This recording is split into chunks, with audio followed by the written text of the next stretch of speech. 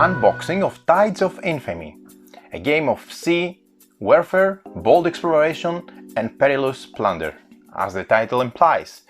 This is a game for 2 to 4 players that plays around 60 minutes, for ages 13 and up, that falls into the category of exploration, fantasy, nautical of course, and pirates. Most of all, we have a pirate-themed game with transportation as well in the category. The mechanisms of the game include area movement, hand management, a very interesting battle system driven by cards, modular board, pick up and deliver, take that, and also you can have team-based gameplay. So first of all, just to let you know that the box itself is top-notch quality. It's a very durable and thick cardstock, as you can see. It's not going to get any tear or wear down by using it on your shelf or taking it out with you. It's really good material, the top quality you can expect, so that's nice. We have obviously the rulebook here. You can see that we have just only a few pages of rules. This is a simple game, but yet very fun with lots of interesting choices, and offers also very many variants, also in the way that battle occurs, and that's tremendous value for in my opinion. So you can see the components here, you can see the general setup, but it's using a modular board with tiles. You have an explanation of the tiles where you can have currents, ports, islands, portals, rocks, ghost ship, and icebergs or maelstrom, which is the back of each and every tile. The idea of the game is you're trying to make a fortune for yourself, you're trying to make a name for yourself in the ranks of pirates, so you're trying to get a specific amount of marks of infamy, which is the victory points in this game. The first player to collect 20 points with 2 players, 17 with 3 players, 15 with 4 players, or even 25 if we're playing a team's game. Team versus team is the winner of the game. We have some special movement explanation, the way that the tiles are opened and placed once explored, because besides the pirate bay, everything else starts face down, so there's a lot of exploration going on in this game. And you can see, of course, you have the different type of battles. You can have either the scuttle combat phase, which is recommended for beginners, or you can have a more involving, not difficult, but involving and strategic way of battling, which is the Red Sky, and I recommend this one, where you make you're trying to match different combination of cards to make the best hand.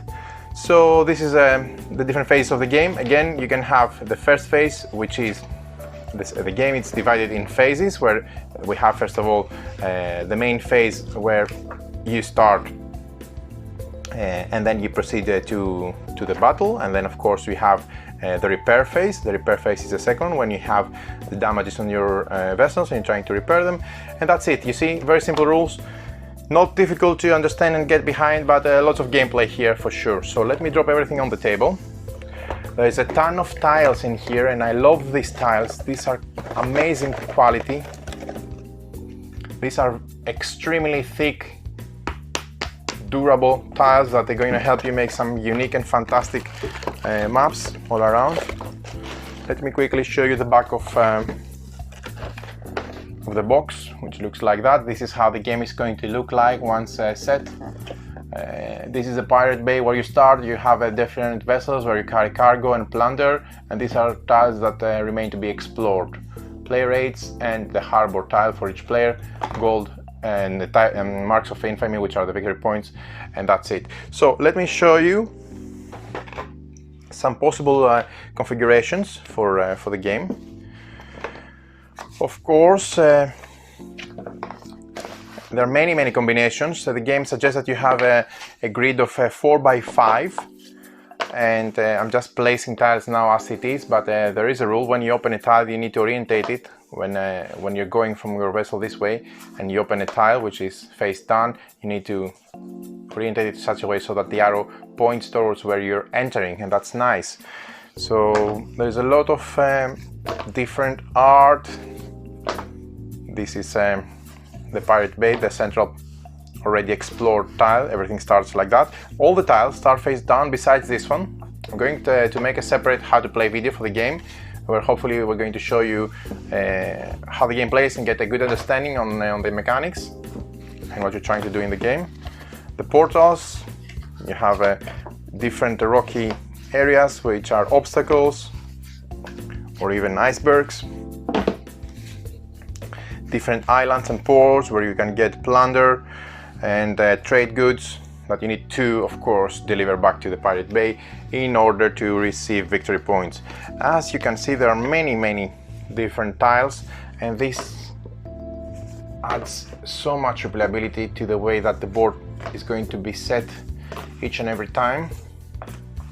There you have it. So this is a 5x4, which is recommended for the game, but you can even see this one. So yeah, this is a 5x4, but keep in mind there are even more tiles to make a bigger, larger type of terrain with different art and different. This is a ghost ship where this vessel is like an NPC. It moves around and creates damage for you if and when it comes out. So really nicely done. The tiles, again, tremendous tiles, amazing quality. The matte feel is very nice, the art is very nice. It is a grid by 3x3, 9 spaces for each tile, so you can see that it's a quite big map. And of course the way that you're going to use all those differently to create different orientations and configurations are going to give you so much replayability. Each player is going to have this played up to 4 players or team play. Another tile, this didn't have to be a tile, yet it is a tile, and that's awesome, where you're going to have off-board, let's say your port. This is supposed to be included in here, so you're popping out from here whenever you go there, and vice versa. This is the red, the blue player, the black player, the purple player, and the red player. And these are places, these are off-grid. I'm just placing it here for you to see, where players are going to put their vessels. The game comes with 3 types of vessels for each player. You have the sloop of war, the man of war, and this smaller vessel. I think it's the Belander, yeah, which has, as you can see on the tile, different amount of attack value, defend value, and carrying capacity. The carrying capacity is an interesting thing in this game because you can see you have a center pole here where you put different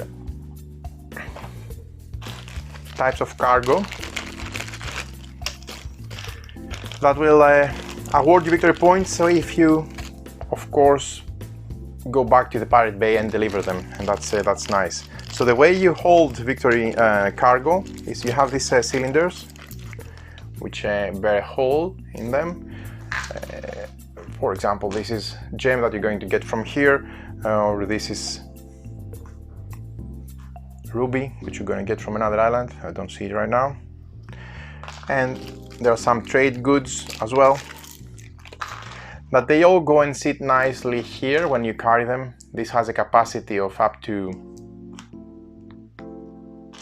6, your biggest vessel. So when you move around, you're going to carry them with you, and that's very unique and easy way to drop on and drop off some or jettison some cargo. Of course, the man of sloop has capacity only for 2, smaller vessel, you see, and here you can have up to 4, I believe. And that's nice as well. So each player, as I mentioned, they're going to get their own harbor tile, where they're going to be able to use it as a haven.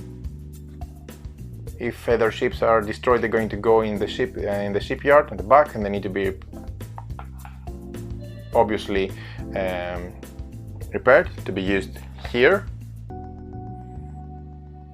And that's nice because, of course, it's giving a real good overall 3D feel and looks to the game as well. Each player, as I mentioned, they're going to get their own harbor tile that it's consisted from the same qualitative material like this, so this is top notch essentially. On top of that, each player gets, this is another portal by the way. On top of that, each player gets a player aid I don't know why they use the tile. For this one they didn't have to use the tile, but this is so welcome because again, you have all the rules of the game here. Of course, you have the objective depending on the number of players and the number of marks of infamy that you need to collect to win. The ways to earn infamy, so some directions. Token exchange unit, you exchange emerald for 3 marks of infamy, for example, and so on. And then you have the different capabilities of your ships. You have the man of war with 7 cards attack value, 7 cards defend, and 6 tokens carrying capacity, as opposed to the Belander, which has 5 cards in attack, 6 attacks drawn in defending, and 4 tokens carrying capacity. And of course you have the red sky hand types, so that you can easily compare what is winning what. These 5 matching cards of 1 rank and with 5 different suits is the best one among all. So very useful, this one. You're going to use it especially for the first games, to be able to quickly have a reminder for the rules, and that's good. So the material so far looks quite nice. Again, thick tokens for points of infamy that you're going to try to collect, essentially the victory points of the game. Just to pop some out to see that everything is fine, no tearing. Yeah, looks good. It has a good look to it, a piratey art, I would say. That's nice, yeah. And some more tokens for the first player and the last player as well. So that's nice. All the tokens in the game look good quality so far. Again, so far the quality is amazing. I'm really impressed with how this game looks and with the possibilities of all these tiles, especially being combined together to give different types of maps. That's lots of replay value there. So the last thing that we have is this deck of cards, of course. The cards look nice. First of all, I can already see that they're linen finish, which means it's as good as it gets. These are going to be durable cards, especially since you're using cards for battle. I like the fact that they are, of course, top-notch quality. I'm just sorting them out in different piles depending on their different pack art,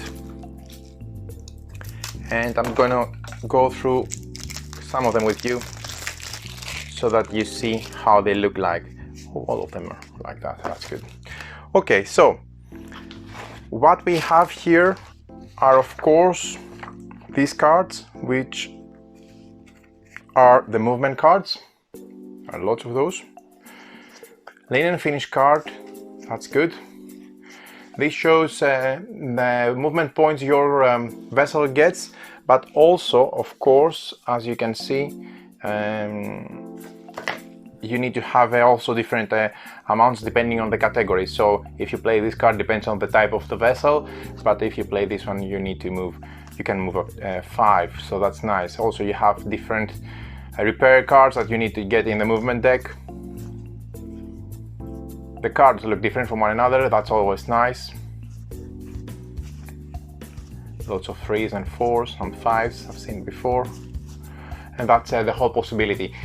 You essentially move your vessels depending one each time, all of 3 of them during a whole round. So you move 1, the next player moves 1, etc. till you have all your vessels played and moved, and then you move to the actions if you are engaged in battle. These, I would say, are the battle deck.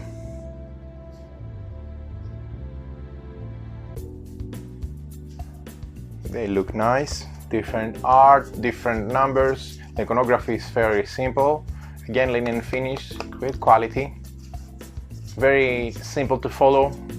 So that's nice too. It looks good. And we have this tack box with some additional cards, I believe, in there. Let's see. Yeah, this should be the pirate luck cards, if I'm not mistaken, where you get to actually see them as some sorts of events. And they have some instructions on how to move the ghost vessel. The bottom. When this tile shows up, where is it? There it is. Then the ghost vessel will appear. These vessels, by the way, they look functional. They have this base so they won't fall around when they come into play. So that's good, especially since you're going to be carrying you know, lots and lots of cargo, so you don't want them flipping over, so they don't get they drop your cargo. In terms of rules, the game is very simple, but that's interesting because what has to make up for the simplicity of the rules is the order of play. So what you play first, you play your smaller ships with the smaller capabilities, which one you use to attack. You can also engage in team game mode, so that's very nice and gives some fun gameplay, in my opinion. So these are the cards, the pirate luck cards that you have. The art here is different, that's nice. Yeah, very interesting. Oh, this must be the ghost ship, yeah. So that's that. These are all the components of the game. This is Tides of Infamy. Looks nice. Hopefully it plays good. We're going to test it real soon and come back with a how to play video about the game. Many thanks for watching.